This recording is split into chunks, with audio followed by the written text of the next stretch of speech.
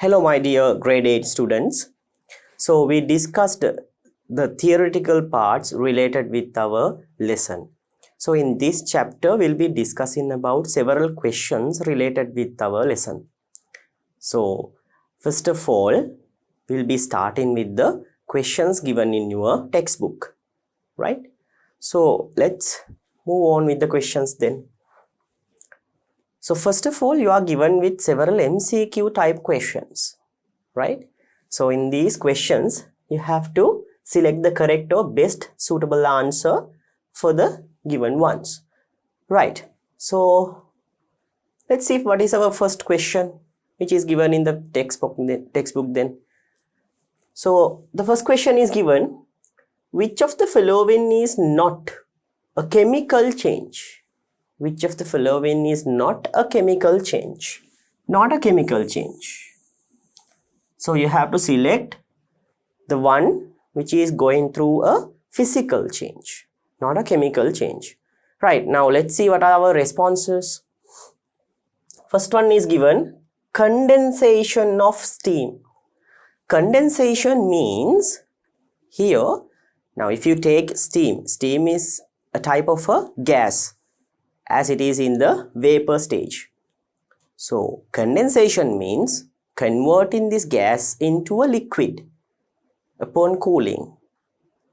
So no matter the state, the composition of the materials, composition of water remains the same, right? Even though it is steam or liquid water or else ice, there is no change in the composition of water, right? Only the state is getting changed, and we discussed that a state change is a typical physical change, right? So our first one should be the correct answer, because condensation of steam is a physical change. It's not a chemical change. We discussed several examples related with the state changes under the physical changes, right? So state change is a good example for a physical change, not to a chemical change. So my dear children, answer for this one should be the condensation of steam. This should be the answer, but we'll check with the other responses as well. Second one given, burning of magnesium. You know that magnesium, when it is burned, it's giving out a bright white flame, right? It's giving out a bright white color flame. And the leftover part or the residue created is also a white color powder, right? That powder is a white color brittle powder.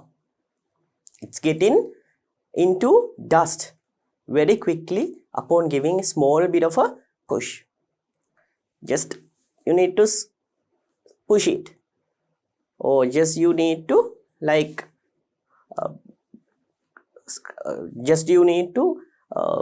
these things and give a small bit of a force.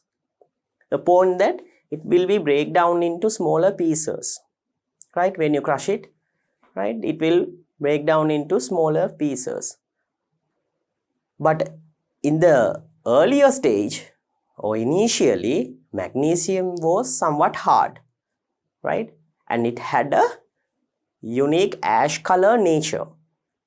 So upon burning, it has converted into a white color powder. So my dear children, you can see that new substances has got created. So definitely this should be a chemical change.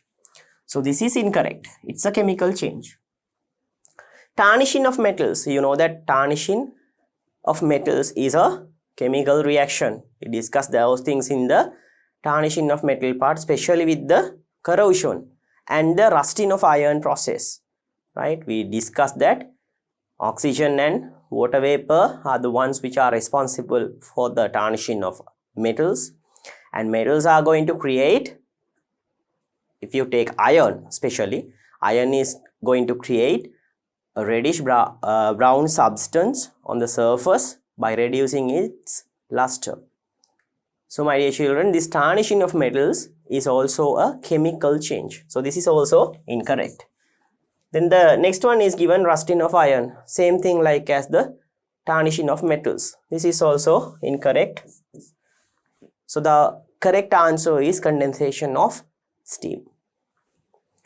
Which of the following statement is false? Once again, you are given with the question. You have to select the false one, right? So first one given, combustion is a chemical reaction. Correct, right? Combustion is a chemical reaction. During a combustion, you know that, right? If you take a certain combustible substance, it's going to react or interact with oxygen gas to create new substances, products of combustion. The main products of combustion are carbon dioxide gas and water vapor, right?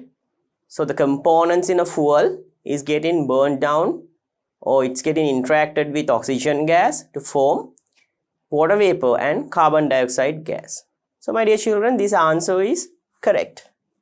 Combustion is a chemical reaction. This is correct. Oxygen is essential for the rusting of iron. Absolutely, it's correct, right? We conducted an experiment where we took some iron wool, right? Some iron fillings, and we deposited iron fillings or iron wool by using a cotton bud. Then we took a water trough and we inserted that thing in the water trough. Then you could see that like up to 1/5 of the total volume, water has been raised up, and the specialty is that iron powder has got rust. So by that way, we concluded that oxygen gas was very important for the process of rusting. Because if you take our atmosphere, our atmosphere has about 20%, 20 to 21% oxygen. So 1/5 means exactly like 20%. So my dear children, we concluded by that activity, oxygen gas is the one which is being used during the process of rusting. So this is correct. Oxygen is essential for the rusting of iron. That's correct. Complete combustion gives rise to a yellow flame. Complete combustion giving rise to a yellow flame, right? Check the color of the flame very carefully. It's saying complete combustion. If it is giving out a complete combustion, right? You know that in a complete combustion, the flame which is given out is not yellow color. It should be blue color, right? So this is incorrect. It should be blue color, not yellow. So my dear children, this should be the answer, right? They're asking about the false statement. So saying that complete combustion is giving out a yellow flame, but it is incorrect. The complete combustion is going to give a blue color flame. That's why even if you take a candle has a yellow color flame. But if you take a Bunsen flame, in a Bunsen flame, you can get a blue color flame due to the complete combustion process. So this is the answer. Our answer is complete combustion gives rise to a yellow flame. This is our answer. Right, we'll see the other one. It is necessary to heat something to its ignition temperature to burn. It is also correct. In order to burn something, we have to heat that thing to its ignition temperature. That's also correct. Right. So these are the answers for the first two questions in your textbook. Now let's move on with the other questions. The nail in which test tube does not rust after 5 days. Nail in which test tube does not rust after 5 days. It's asking about the iron nails which are not going to rust. Okay? Iron nails which are not going to rust. So you have to select the correct setup. For the rusting of iron, right, you know that the two main factors essential are water vapor and the oxygen gas. Or simply we tell that thing as air. So air and water are the two main important factors essential for the rusting of iron. So if there are no water vapor or oxygen gas, in simple air, then there won't be any rust. Okay, there won't be any rust. So my dear children, you have to just select the setup that will not provide either air or else water vapor. In each and every setup you could observe there is water. So select the setup that has no air particles. Okay, select the setup that there is no air particles. So let's select. In the first one, there is boiled water. Boiled water means all the gases dissolved inside the liquid or water has expelled out because it has boiled. So therefore there are no any gas particles within the boiled water. And the other thing is that here you can clearly observe there is a coconut oil layer, right? There is an oil layer.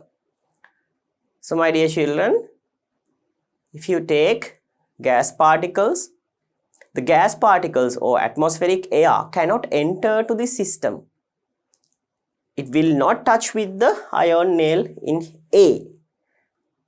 So therefore, there are no any gas particles or air particles within the A structure because water has expelled. Water is going to expel all the gases dissolved in it when it is boiling. Okay.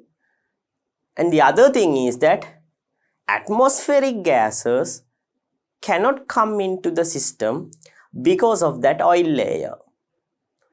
So air will not be available to contact with the iron nail in the setup A. If so, there can't be any rust because you know that air or oxygen is very essential for the rusting process. So the one which do not show rust should be the setup A. So my answer should be setup A. That's the one in which the rust cannot be or rust does not exist after few days. Then we'll see the other responses as well. In the second one, fresh water is added. In fresh water, there is some amount of air particles which already been dissolved. So there should be rust in the B setup. Okay. Here boiled water is added, but still it's not covered with an oil layer. So external air particles at our atmosphere can freely come and touch with the iron nail. So therefore in C setup also there can be rust. Then in the D1 or the final one, you could see that we have added or they have added fresh water and it's not been covered with the oil layer as well. So if you take the water particles, they have already some amount of gas particles, and all the gas particles or air particles can freely enter to the system as it is not covered with oil layer. So there are plenty of gases or plenty of air particles in the D system. So it will rust very quickly. So all the other responses are incorrect. Our correct answer would be A. That's the one which do not show rust. Then the next one, question number 4. Which of the following is not observed? Not observed, huh? Which of the following is not observed when a piece of zinc placed in a copper sulfate solution? So you have to select out of the responses, you have to select zinc dissolved in or zinc is going to be placed in copper sulfate solution, not hydrochloric acid, right? So let's see what's going to happen in here. Let me remind you the experiment where we did when we are discussing about the previous chapters. We did a small bit of an experiment. We took a clean iron nail and we placed it in a copper sulfate solution. And you could observe that a reddish brown color substance is going to deposit on the iron nail and at the bottom of the flask. And you could observe that the blue color of the solution is getting diminished or reduced with the time. And we inserted a thermometer for that setup, and we could check that temperature of the system has got increased to a certain level.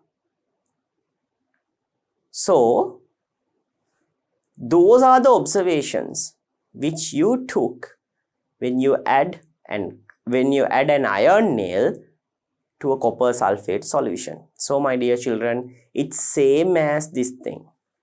Only difference is that instead of the iron nail, here we have used a piece of zinc. That's it. Zinc is a more reactive metal. It's going to catch up with oxygen quite fast. So I told you that to protect iron, we use zinc coating, which is called as the galvanizing, right?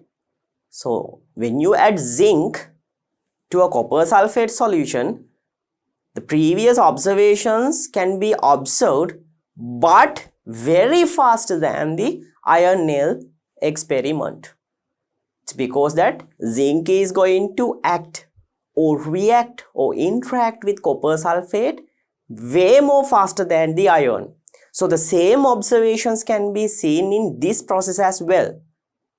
Only difference is that much more faster when you add zinc rather than the iron nail.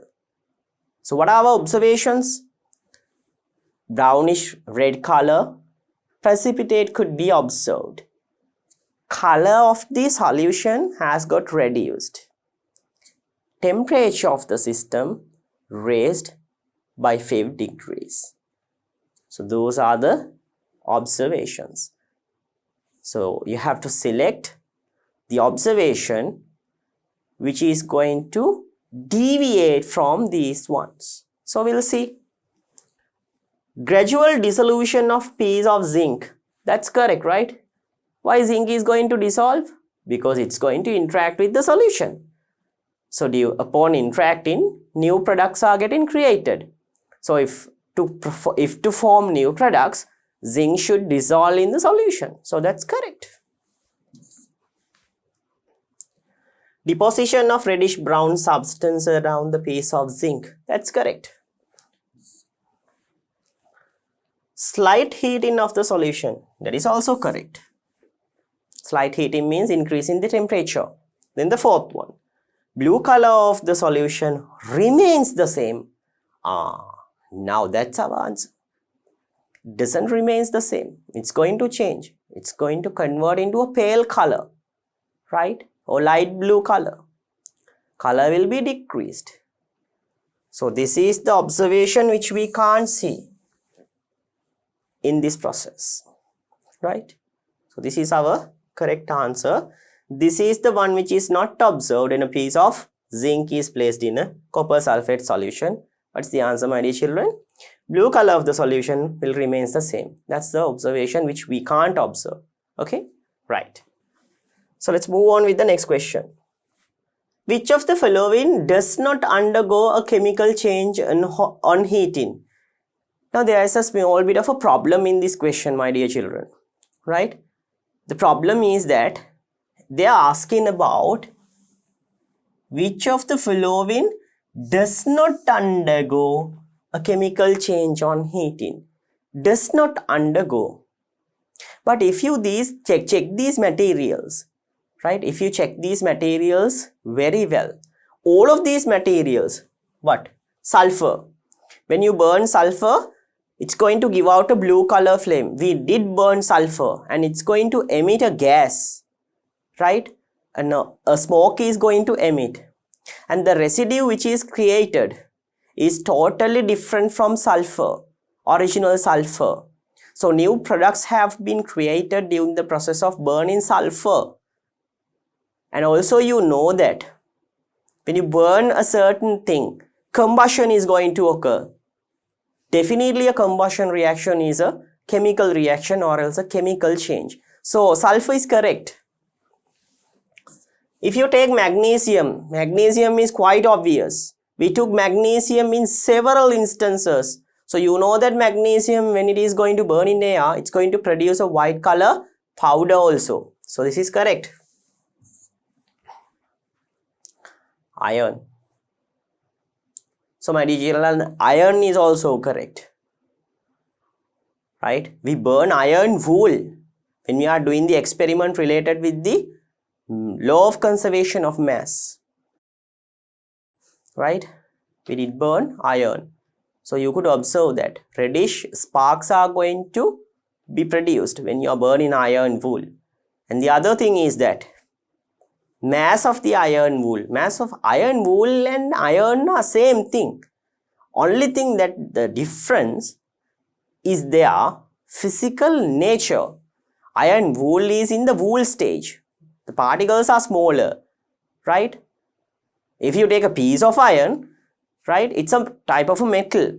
Over there also it's a type of a metal, but still scratches of metal, small pieces of metal are there in iron wool. However, it is iron. So therefore, burning of iron is also going to produce, or heating of iron is also going to produce new substances. So my dear children, all of these things are correct. But they are asking about the one which is not undergoing. So there is a problem in the question. This problem should be corrected like this. It should be, which of the following does not undergo in a chemical change on heating? That should be recorrected as does. Not should be removed from the question. Otherwise the question would be wrong. Okay? So if you check your textbook, the question is given as does not. But the question, there is a problem in the question. So I have recorrected in here. It should be, which of the following does undergo a chemical change on heating, right? So our answer should be all A and all ABC, because all of these substances is going to undergo in a chemical change upon heating. So our answer should be all A, B and C. There is a problem in the question once again, my dear children. They are asking about not, but not should not be there, right? Otherwise the question would be wrong. We can't find a suitable answer for the question, right? So you have to remove not part in here. So I have removed it. So the answer would be all A, B and C. Right. The MCQ questions are finished now. So we'll be discussing about the next part. They have given a Bunsen flame in here. So let's see what are the questions given. So the diagram shows a Bunsen flame. So first of all, you have to name ABCD zones. We have to name these ABCD zones. So let's name this zone, this one. This is called as the non-luminous zone.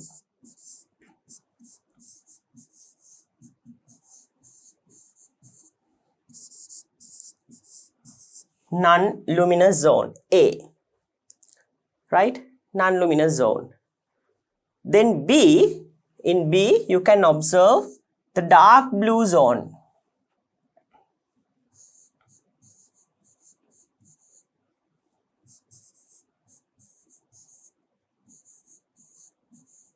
In B you can observe dark blue zone, right? Non-luminous zone, dark blue zone. Then the light blue zone.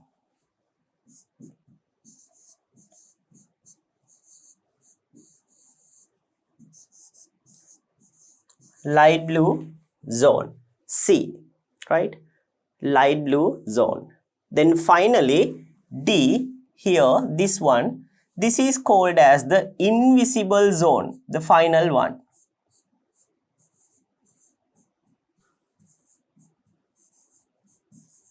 invisible zone, the final one. So these are the main zones that we can identify in a Bunsen flame. So what are the zones, my dear children? A, the non-luminous zone. B, the dark blue zone.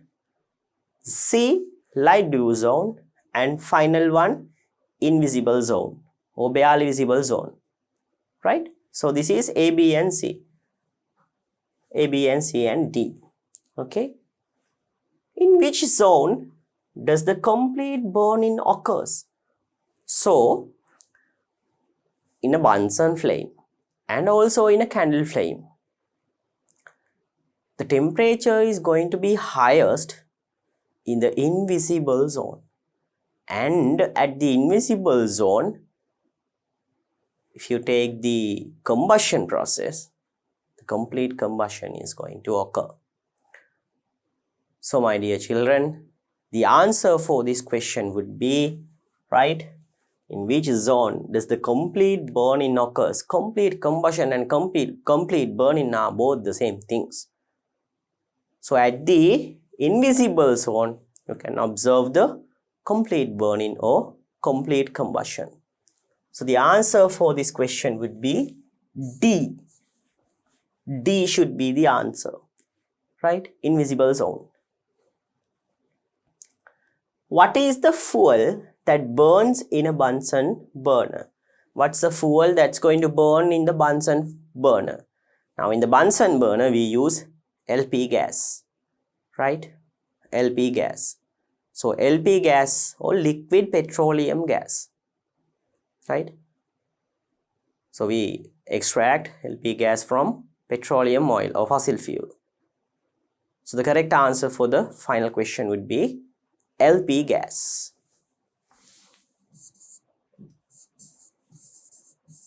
LP gas, liquid petroleum gas. Liquid petroleum gas, LP gas. This is the fuel that we burn in a gas cylinder or else in a Bunsen burner. Right. So, these are the answers for the second question. Now, let's move on with the third question, my dear children. Question number 3. Milk of magnesia is prescribed as a remedy for the discomfort caused by increasing acidity of the stomach.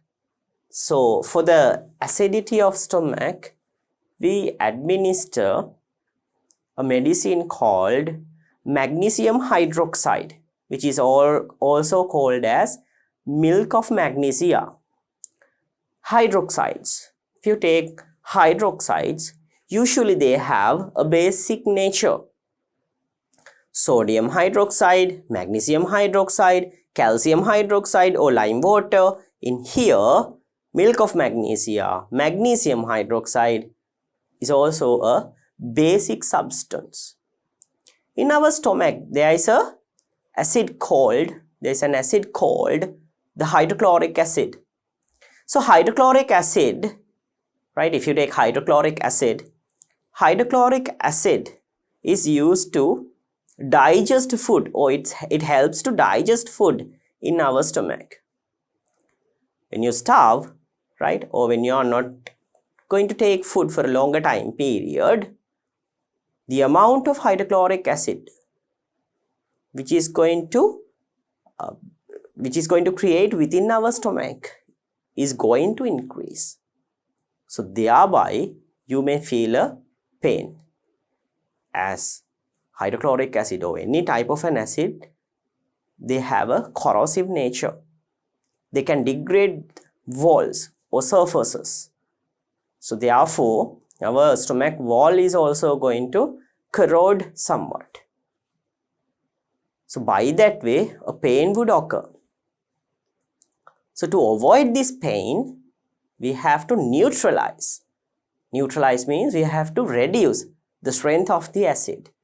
To reduce the strength of the acid, we can use a weaker base. This weaker base that we use is the milk of magnesia or magnesium hydroxide. So magnesium hydroxide is, my dear children, a basic substance, right? So it's a base. So the question is asking, is milk of magnesia acidic or basic? Our answer should be basic. It's a basic substance. How do you name the reaction between milk of magnesia and an acid? Milk of magnesia is a basic substance and an acid. So here acid and a base is going to react each other. The reaction of acid and base is referred as neutralization reaction. Neutralization reaction, because in this process both the acidic and basic features are going to disappear to form neutral substances. So my dear children, this answer for this question should be the neutralization reactions. These are neutralization reactions. So our answer would be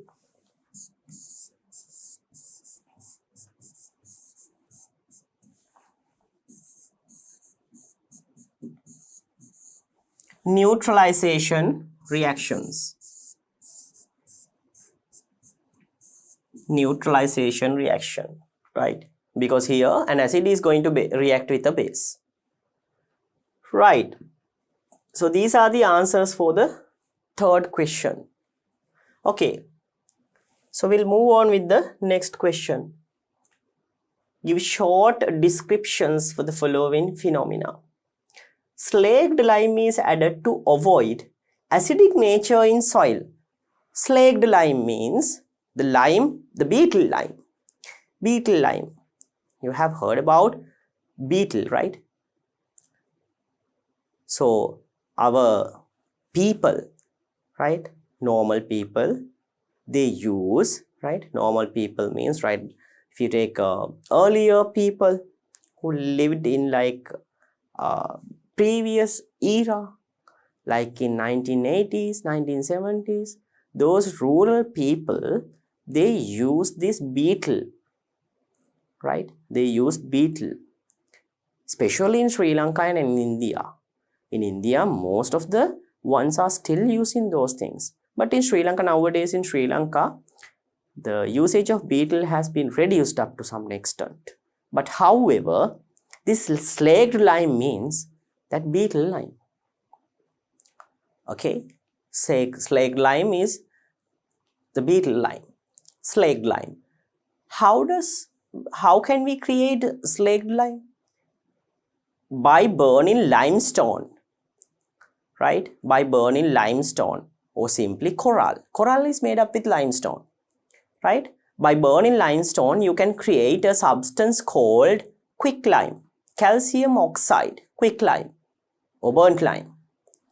When you spread water to it, you can create slaked lime, right? Slaked lime. And my dear children, specialty in slaked lime is that you know what do you mean by slaked lime.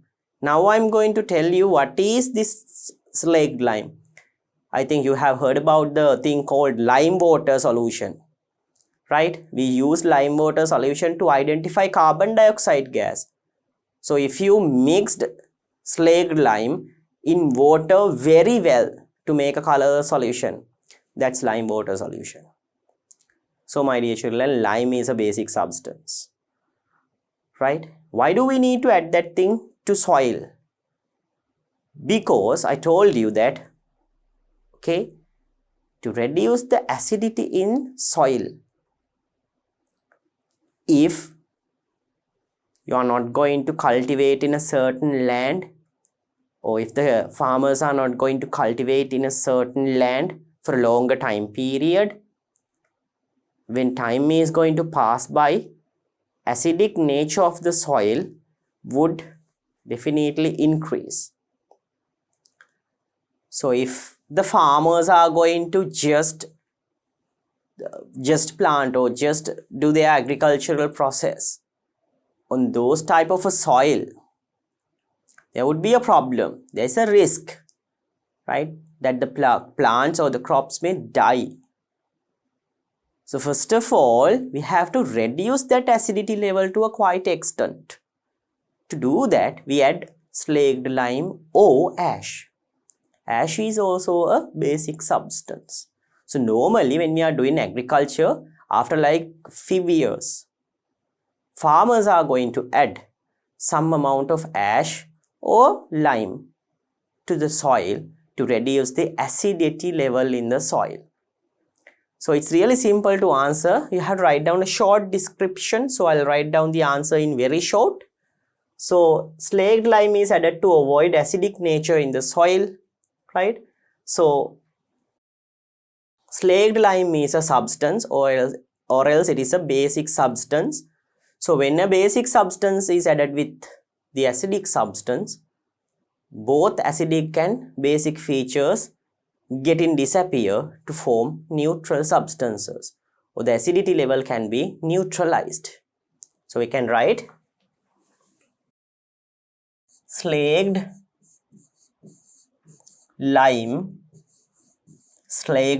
is basic. Therefore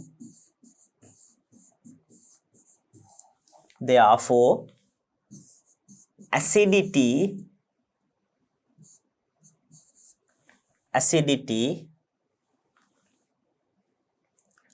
level can be reduced.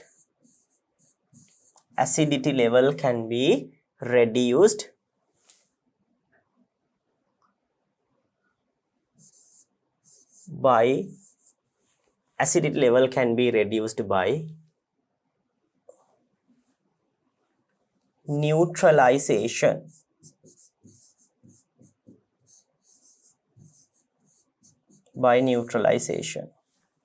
So say slaked lime is basic, right? Slaked lime is basic.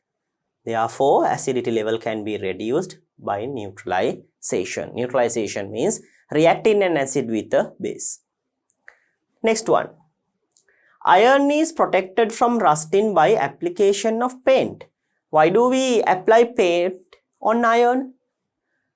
Simply to avoid the process called rusting. How can we avoid rusting by applying paint?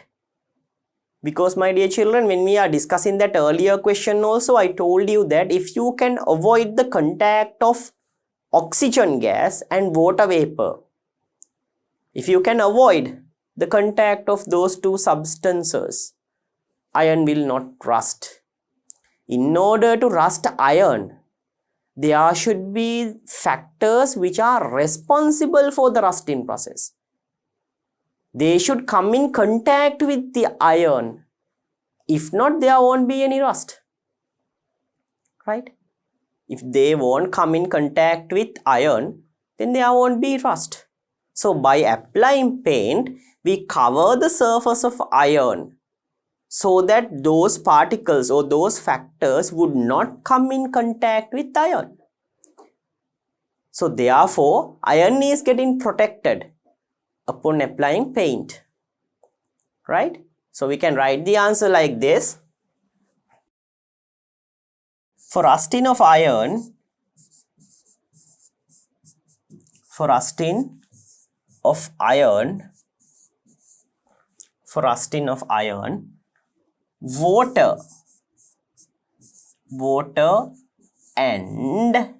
water and oxygen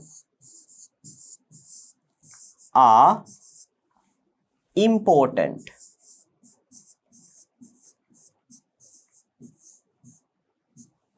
important.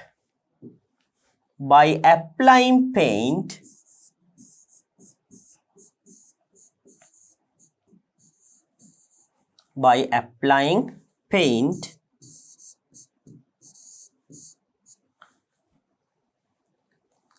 we can avoid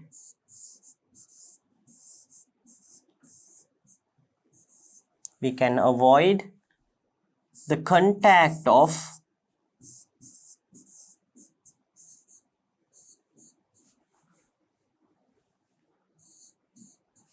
the contact of those factors with iron.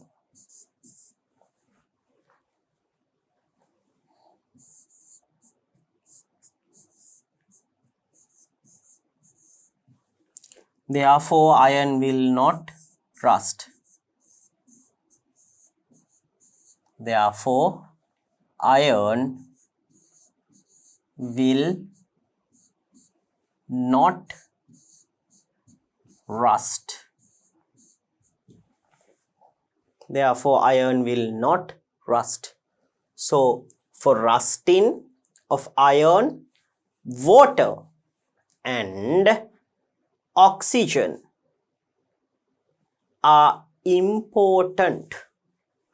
So, water and oxygen are important in rusting. By applying paint, we can avoid the contact of those factors with iron. So, therefore, iron will not rust. That's our complete answer for this phenomena. Right, then next one. You should never run when your clothes are on fire. So I explained this thing when I was talking about that fire triangle. Right? So in a fire triangle, the necessary heat should be provided until the combustible substance is going to reach the ignition point, and there should be a supporter of combustion, right? There should be a supporter of combustion. Supporter of combustion that we can find in our atmospheric air is oxygen gas, right? It is oxygen gas. So my dear children, if you take oxygen gas is the one which is going to support for every combustion. Oxygen gas is the one which is going to give out a kick start for the start of fire. So, what happens when you run? More and more oxygen will come in contact with the combustible substance, or here it's cloth. So, therefore, during that process, right, more and more fire will occur. So, it's not wise to run with burning cloth. So, we discussed that if somebody or your clothes are on fire, best thing to do is roll on the ground so that oxygen will not come in contact with your cloth. By that way, we can put off that fire. So by running, right, you are giving a support. You are giving a good support if you run for the fire. How come? Because when you are running, more and more oxygen gas will come in contact with the fire. Therefore, it will increase the fire, right?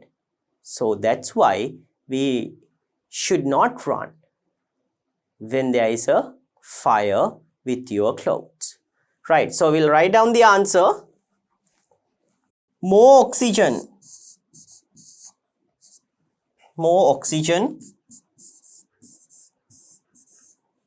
will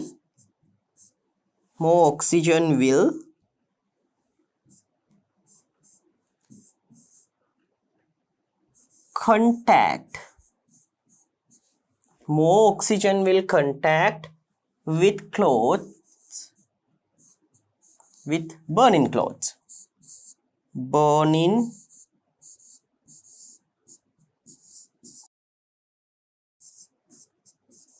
More oxygen will contact with burning cloth if you run.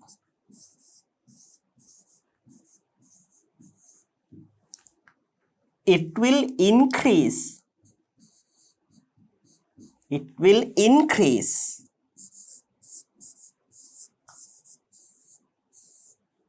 the fire. It will increase the fire because oxygen is a supporter of combustion? Because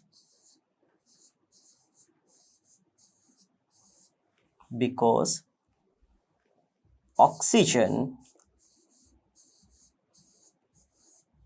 support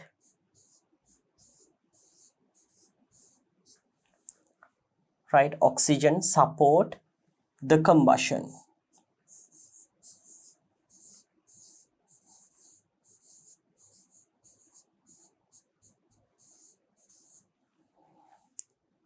Right, because oxygen support the combustion. Right, oxygen is going to support the combustion. So therefore, more and more time you are going to spend on running upon the burning of cloth, more and more the fire will going to start, or more and more the fire will going to last. Right, so the best thing to do is not to run, but to lay on the ground, and definitely you have to avoid the contact between oxygen gas and the cloth. Right, you have to lay on the ground and you have to roll here and there. Right, so that's the best thing to put off fire if your clothes are on fire.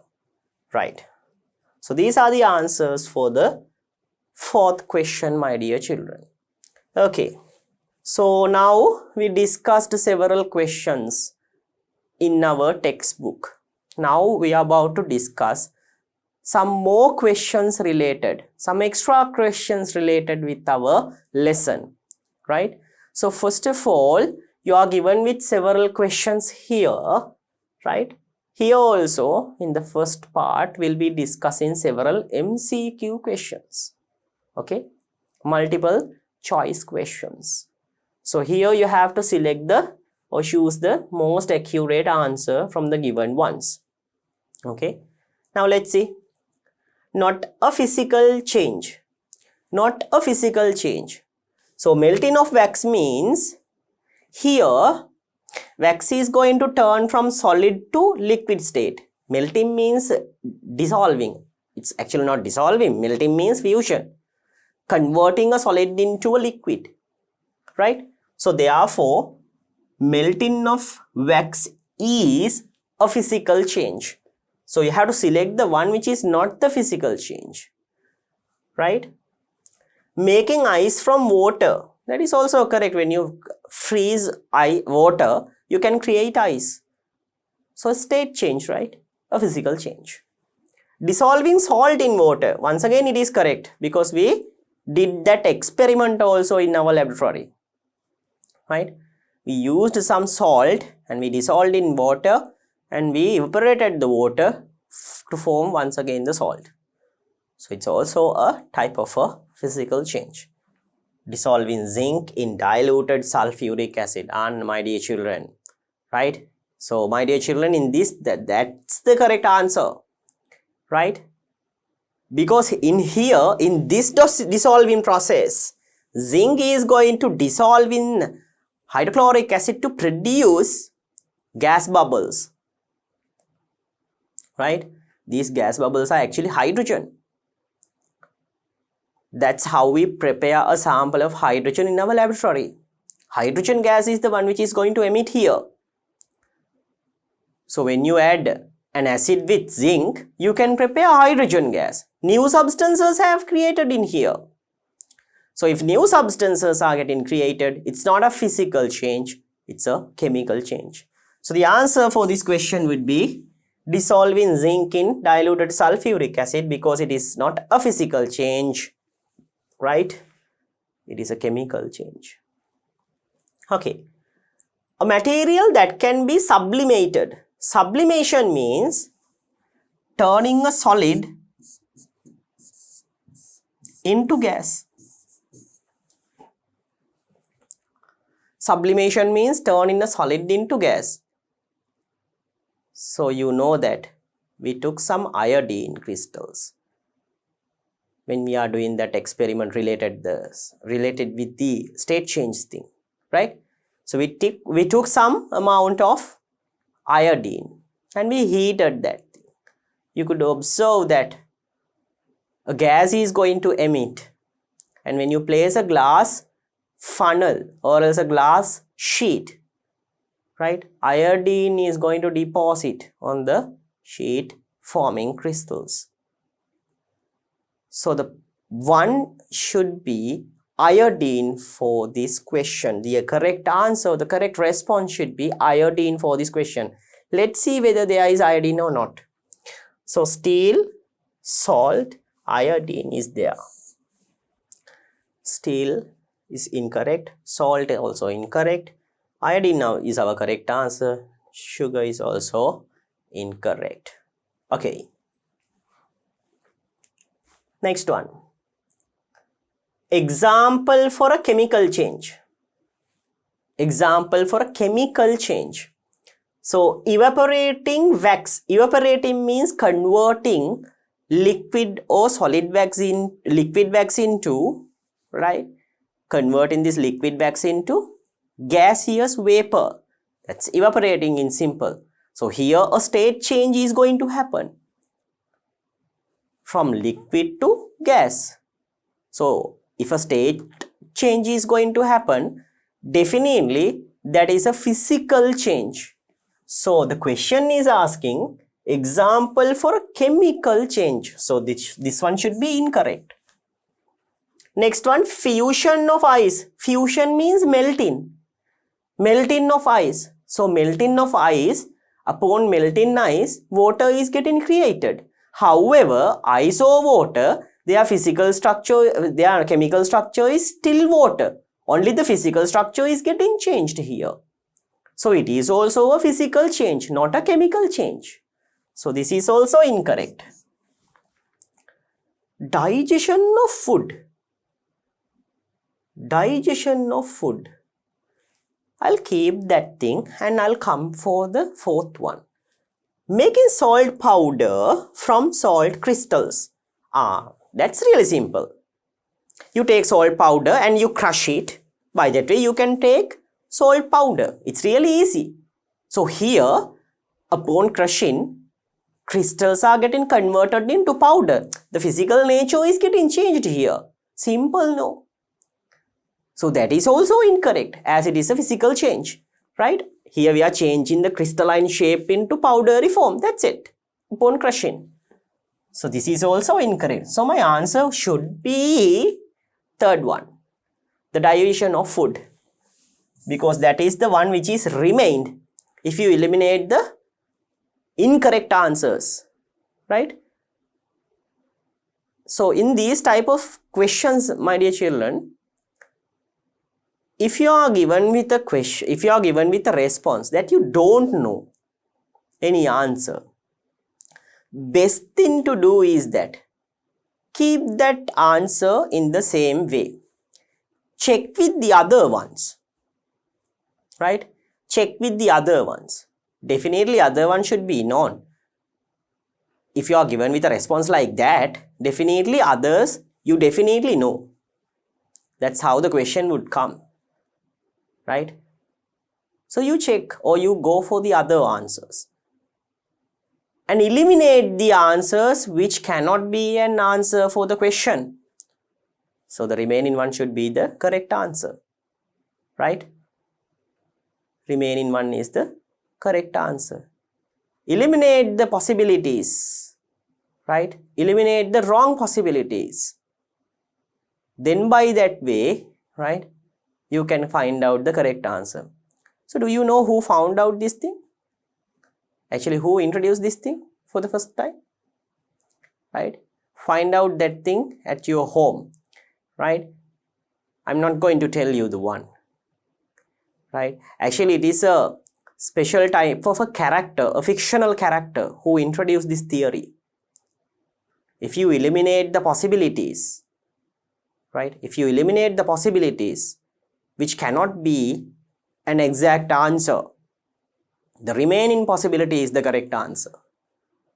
Okay, the remaining possibility or the remaining one is the correct answer. Remaining one is the one which has happened over there. Fictional character introduced this thing.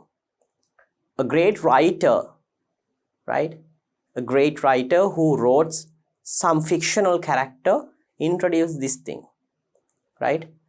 So I'll let you know the answer as well. The great Sherlock Holmes is the one who introduced this thing. Actually, it is a fictional character. Arthur Conan Doyle was the writer of Sherlock Holmes. So he was the person who introduced this possibility thing, right? If you eliminate all the possibilities which are wrong, the remaining one is the correct answer. So I took that thing in here also. I know these things: evaporation of wax, fusion of ice, and making salt powder from salt crystals. All the things, I know these things, right? And also you have studied these things under the physical changes. So we can eliminate these things. So the remaining one is the answer, the digestion of food. Upon digestion of food, or when you eat food, right, all the nutrients are getting absorbed into your body, and the waste materials, fecal materials, is getting removed from the body, right? So it's definitely a chemical change, right? You can't collect those fecal materials to form food, right? How can you do that thing, right? So we can't reverse that process. All the nutrients and their structures, their nature is being changed right now. The necessary items in the food or the nutrients in our food has got absorbed to our body. So my dear children, the correct answer is digestion of food. It's the best, or it's a good example for a chemical change, right? So we'll move on with the next question then. Observation that cannot be seen when adding a cleaned iron nail to a copper sulfate solution. Observation that cannot be seen when adding a cleaned iron nail into a copper sulfate solution, right? So when you are adding an iron nail to a copper sulfate solution, let's once again remind what are our observations. What were our observations? So the first observation, color of the solution reduces. Color of the solution reduces. That's the first one, right? Brownish color deposition or brownish color precipitate is going to create on the iron nail plus at the bottom of the flask. Temperature of the solution or temperature of the system is going to increase. Those are the three observations. So we'll go for the deviated one. Evolution of gas bubbles. So that's the observation actually we can't find out during the process of reaction in cleaned iron nail with a copper sulfate solution. So this should be the answer, but we'll check the other ones as well. Creation of a precipitate, correct. Change in color of the solution, correct. Deposition of brownish substance at the bottom, same thing, no? Creation of a precipitate and creation of a brownish substance, same thing. So my dear children, answer for this question, the observation which we can't see in a reaction between copper sulfate and cleaned iron nail, the reaction between these two, we can't observe evolution of gases, right? So we'll move on with the next question. Unburned carbon particles can be observed in a candle flame at luminous zone, non-luminous zone, blue zone, outer zone. So unburned carbon particles, if there are unburned carbon particles, right, means it should show an incomplete combustion. During an incomplete combustion, a yellow color flame is given. I think you could remember in the candle flame, unburned carbon particles is going to give out a yellow color flame in the visible zone, right? In the visible zone. So in the visible zone, you can observe unburned carbon particles in a candle flame. So unburned carbon particles can be observed in the visible zone or else the luminous zone, right? In the non-luminous zone, right? There are no carbon particles, right? There is wax vapor. Then blue zone is the one which has the highest temperature, blue zone, right? Then outer zone is also the same, right? Outer zone and the blue zone is also the same thing. Base of the outer zone is in blue color. So our correct answer should be luminous zone. At the luminous zone, you can observe unburned carbon particles. Scientists who introduced the law of conservation of mass. So law of conservation of mass was introduced to the world by doing several experiments, right? By doing several experiments, the person who introduced law of conservation of mass to the world is Anthony Lavoisier, which was a French scientist. So Anthony Lavoisier, right? Anthony Lavoisier. Okay. So we'll move on with the next question. Factor which is not essential for rusting of iron. Factor which is not essential. Not essential. Huh? You have to select the factor which is not essential for the rusting of iron. So let's see the responses. Air. Actually we need air. In air, oxygen is the component which is important. So air is important.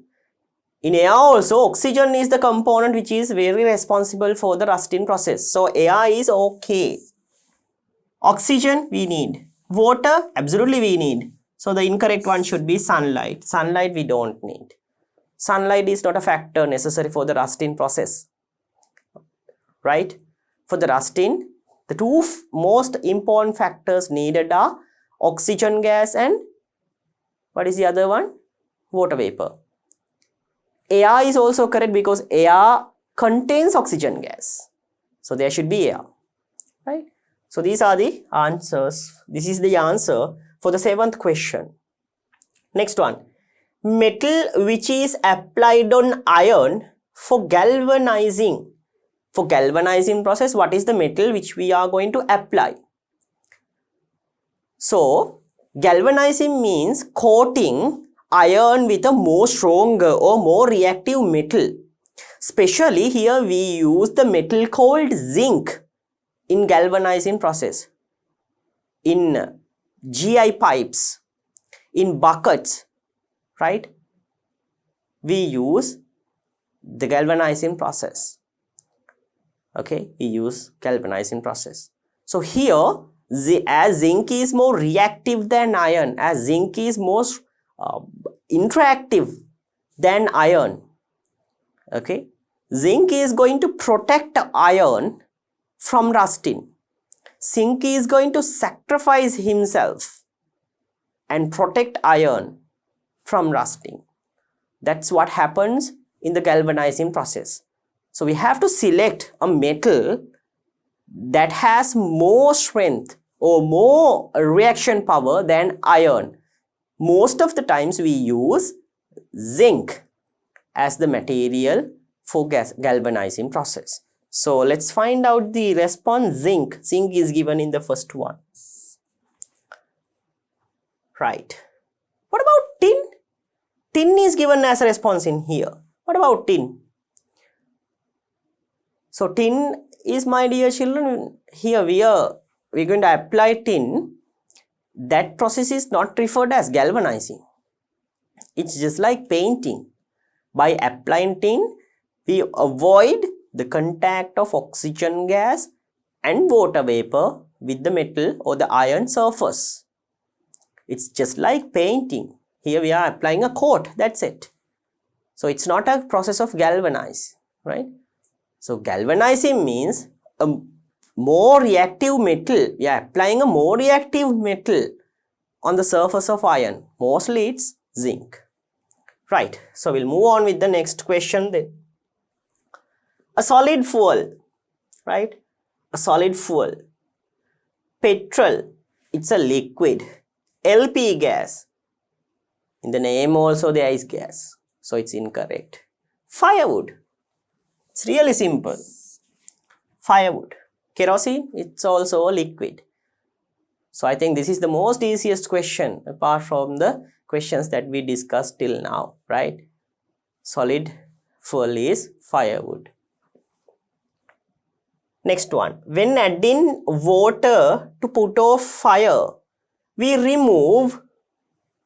So by adding water, what's the factor that we are going to remove, right? So to start a fire, I told you there should be three substances. Supporter of combustion, oxygen gas, combustible substance, which is called as the fuel, right? And the third one is the necessary temperature should be provided, or necessary heat energy should be provided in order to go for the ignition temperature. So ignition temperature, heat energy, and the supporter of combustion, oxygen, are the three important facts in fire. So if you want to put off fire, we can add any kind of a thing, but it should definitely avoid the contact between at least one of these substances, right?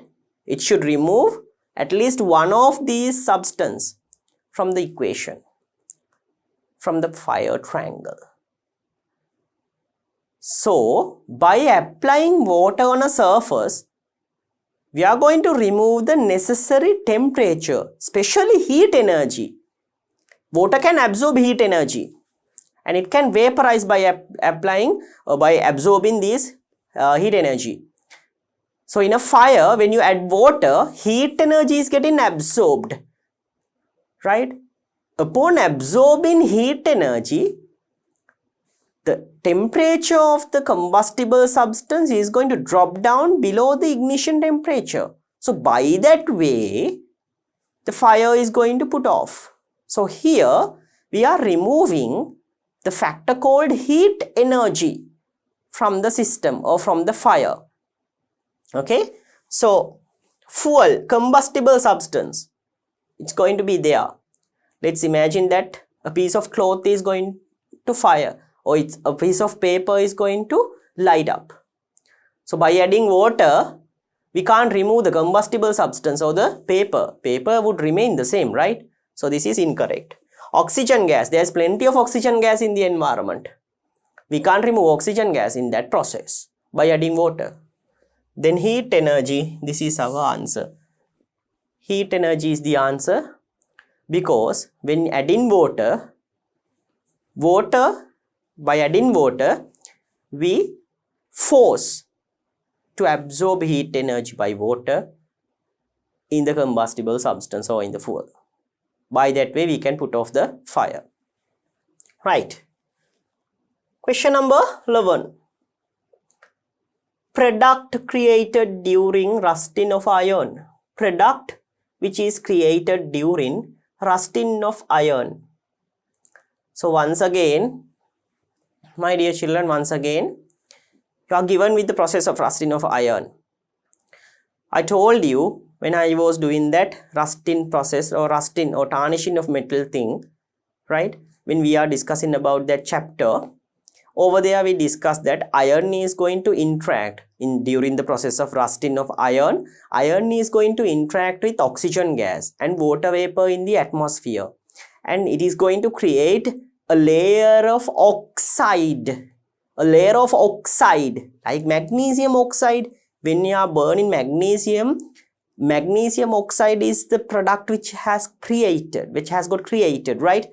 So like that way, when you keep a certain metal, or especially when you keep iron in our environment, iron is going to interact with oxygen gas and water vapor in the atmosphere, right? So a product created during the process of rusting of iron is referred as iron oxide. Iron oxide, okay? Not iron oxygen, oxide. When it is going to react and interact and to form a substance, we refer that thing as oxide, not oxygen. It should be oxide. So the product created during this rusting of iron is referred as iron oxide. Iron oxide. Normally each and every metal is going to tarnish. Each and every metal which is going to tarnish is going to make an oxide layer during the tarnishing process. Especially the tarnishing of iron is referred as rusting. So in rusting process also, oxide layer, especially iron oxide, if it is iron. So iron oxide is the substance which is getting created. That reddish brown color substance is iron oxide. You will come to know about these things when you are going to next grades. Especially in grade 11, we will be discussing about several things related with the rusting of iron. And even we are writing down these chemical reactions. Right? So up to now, you just remember, during the tarnishing of metal, during rusting of iron, an oxide layer is going to create on the surface of metal.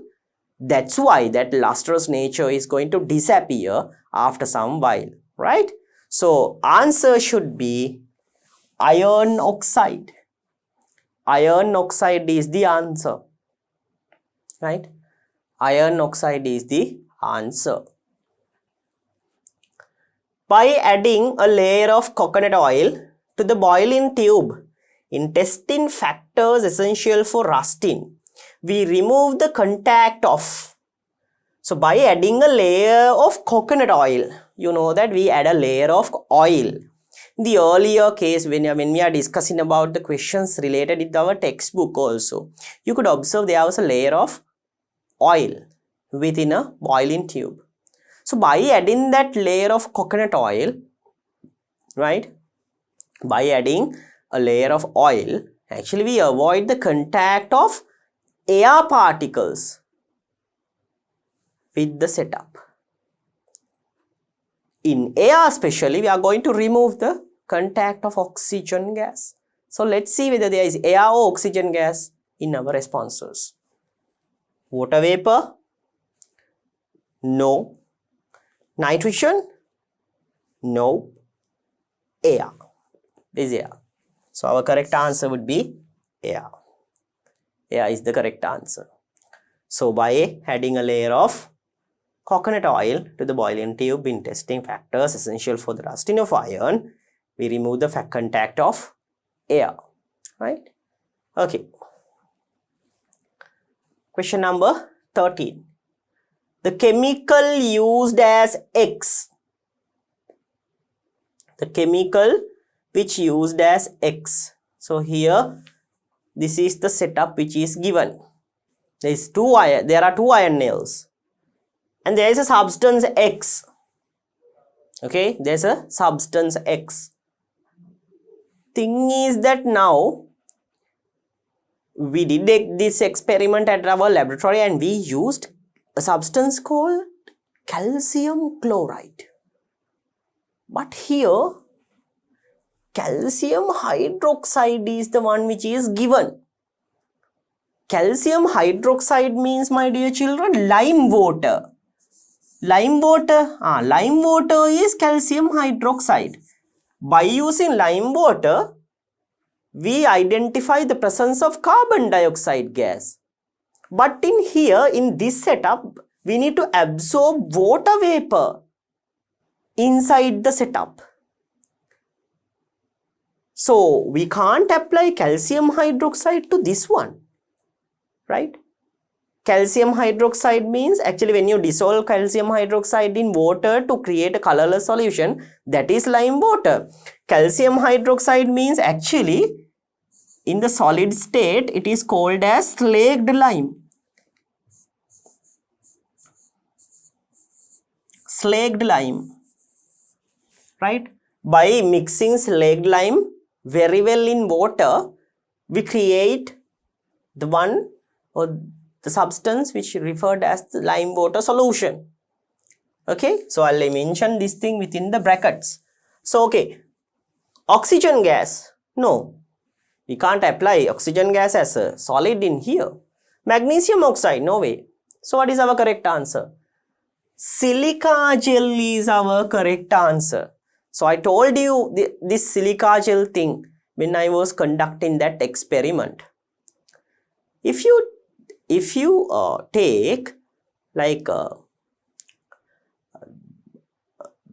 take like savory items, biscuits, in some savory items, in some biscuits, right? In some savory items, in some biscuit packets, when you open it down, you could observe there are some like white color balls in a packet. So that is silica gel. Silica gel can absorb water vapor, right? To absorb water vapor, we put that silica gel packets inside these savory items, right? It would keep the crispiness of these savory items very well, as water vapor is getting absorbed by the silica gel. If water vapor is going to absorb by those savory items, then the crispiness of the substance will reduce over time. So in order to avoid that, those producers are going to add some packet of, right? Add a packet of or packet or two of silica gel to the container or to the packet, right? So silica gel is the one which can be used to absorb water vapor from the atmosphere. So here within this system, instead of calcium chloride, you can use silica gel, right? So we'll move on with the next question. A strong base used in the lab: magnesium hydroxide, sodium hydroxide, magnesium oxide, oxygen gas. It should be a strong base. So a strong base means the reactivity of the base should be very high. Actually, if you take these substances, all of these things apart from oxygen gas are bases. Magnesium oxide is a base. Sodium hydroxide is also a base. Magnesium hydroxide, this is also referred as milk of magnesia.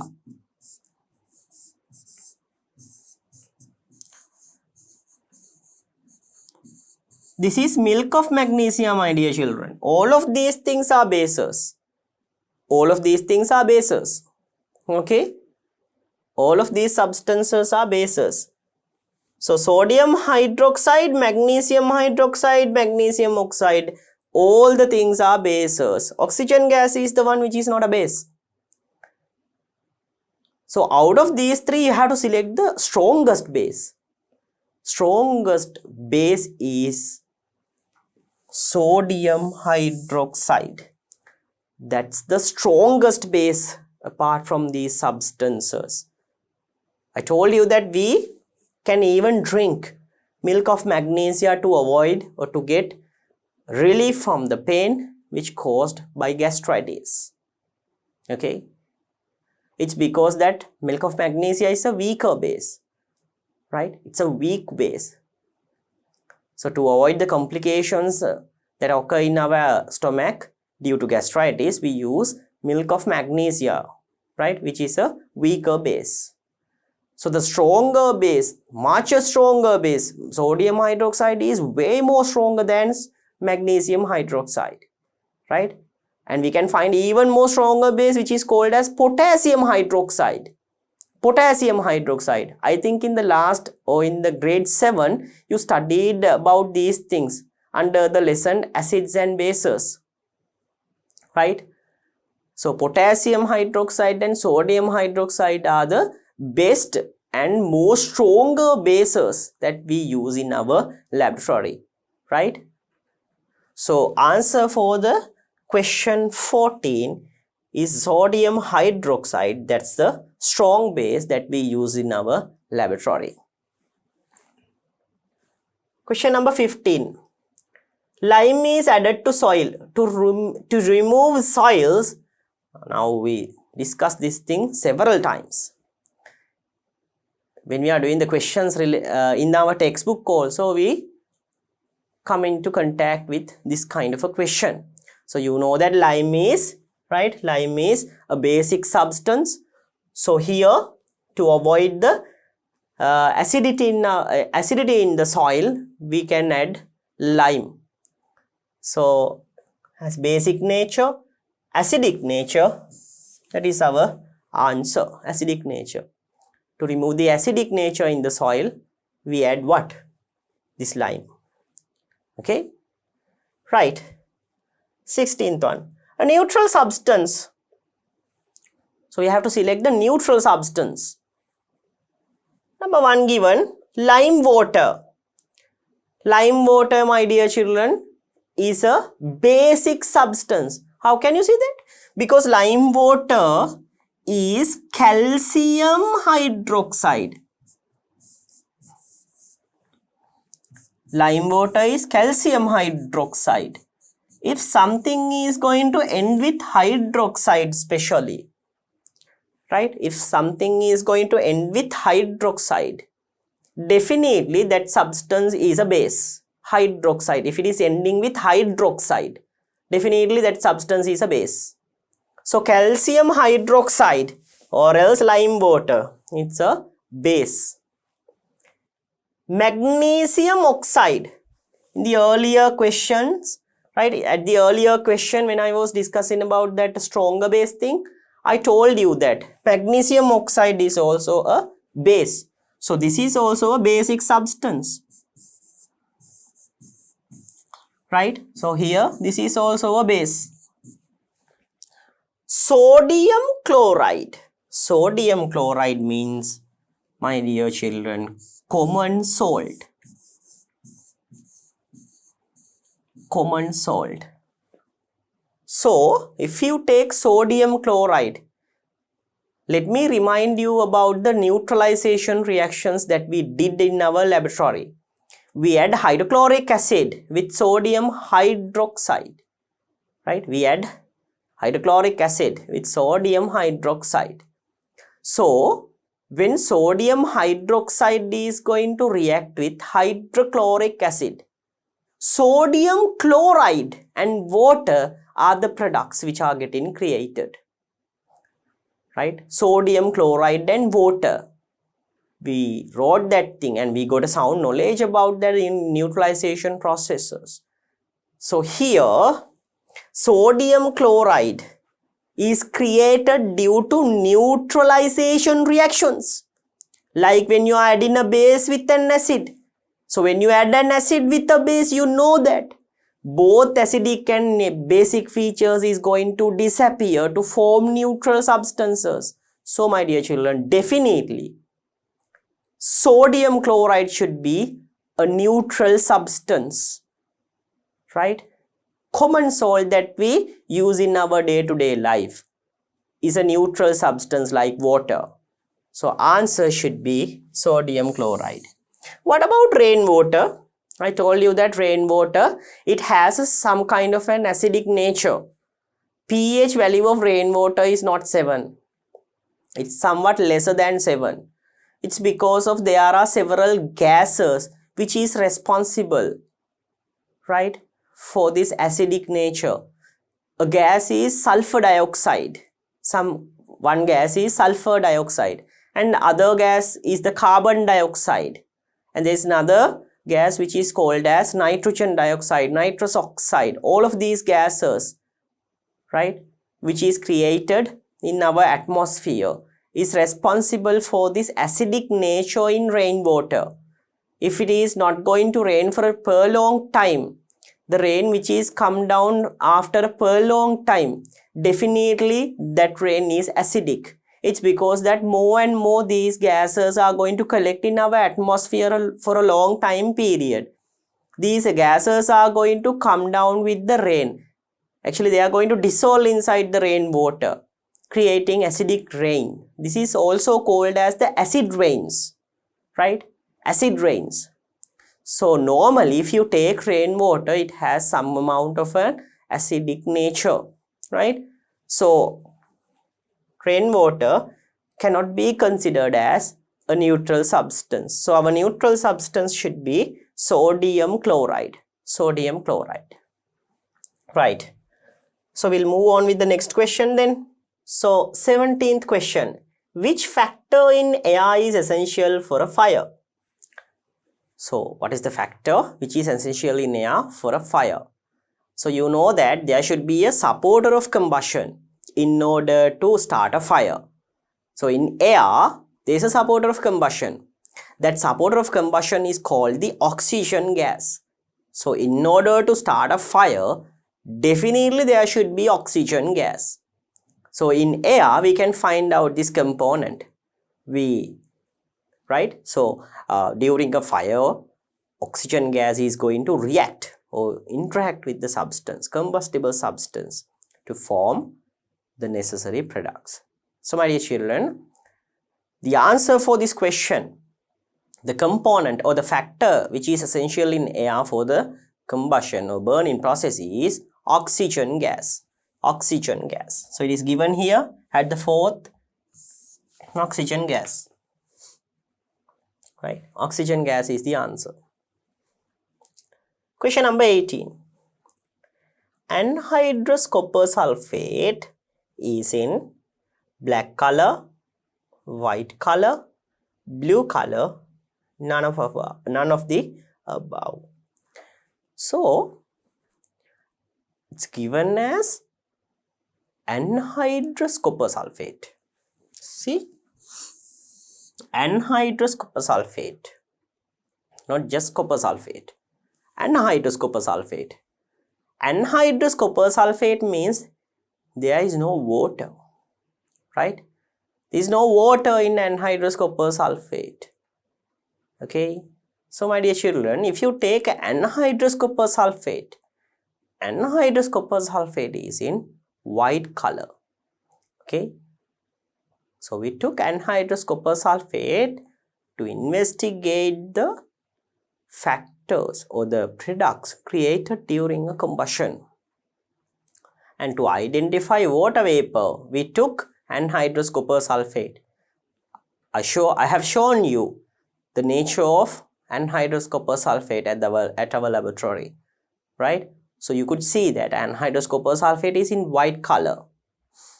So when anhydrous copper sulfate is going to catch up with water vapor, the color of anhydrous copper sulfate is going to turn into blue color, right? It's getting turned into blue color.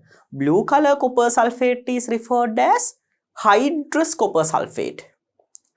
Hydrous copper sulfate. Copper sulfate can absorb water vapor from the atmosphere, right? Or it can absorb water vapor. So upon absorbing water vapor, color of copper sulfate is going to change into blue color, right? It's going to change into blue color. So my dear children, answer for this one should be anhydrous copper sulfate, white color, right? Not blue color, remember that thing. Anhydrous copper sulfate is white color. Blue color is hydrous copper sulfate after mixing with water, okay? Right. Question number 19. The main products created during a combustion of a fuel. Main products created during a combustion of a fuel. During a combustion of a fuel, what are the main products which are going to create? So the main products created during a combustion process we discussed, and we did an experiment to investigate these things as well. Those two substances were water vapor and the second one is carbon dioxide gas. I think you could remember at that experiment when you are burning, or when we burn that candle, the candle vapor which goes through that U-tube turned anhydrous copper sulfate, white color anhydrous copper sulfate, into blue color. So by that way we took a conclusion that there is water vapor in the candle vapor, right? Or products created during the burning of candle wax. So after that it's ran through a lime water solution, right? It ran through a lime water solution, and lime water solution converted into a milky white solution, right? It converted into a milky white color. So by that way, we concluded that carbon dioxide gas is also there, right? So the main two products created during the combustion of a fuel, combustion of candle wax, are water vapor and carbon dioxide gas. So let's find out those two responses here. Water and carbon particles, incorrect. Carbon particles are coming because of incomplete combustion, so it's incorrect. Carbon monoxide and water, once again carbon monoxide is there. It's not a main product, it is a secondary product created due to incomplete combustion. Oxygen gas and carbon dioxide gas, that is also incorrect. Oxygen gas is not created as a product during the combustion. It's the supporter of combustion, so it is also incorrect. Carbon dioxide and water, yes, this is the answer. Carbon dioxide and water. When lead nitrate is heated, the residue left in the boiling tube, residue means the remaining one, the remaining substance is called as the residue. So when lead nitrate was heated, right, when lead nitrate was heated, brown color gas emitted, reddish brown color gas emitted, and reddish color substance deposited at the container or in the boiling tube, right, a reddish color substance. So let's see whether we can find that answer. Red color, yes, in the first response you can observe that color, red color. Blue color is incorrect, yellow also incorrect, black is also incorrect. When lead nitrate is heated, the residue left in the boiling tube was red color, right? Red color residue could be observed. Reddish color, right, residue was observed within the boiling tube. Right, my dear children. So we discussed 20 multiple choice questions under the extra questions part in this chapter. We'll be discussing several MCQ questions in our next question chapter as well, right? So we'll discuss those things. We'll discuss further MCQ questions in our next chapter.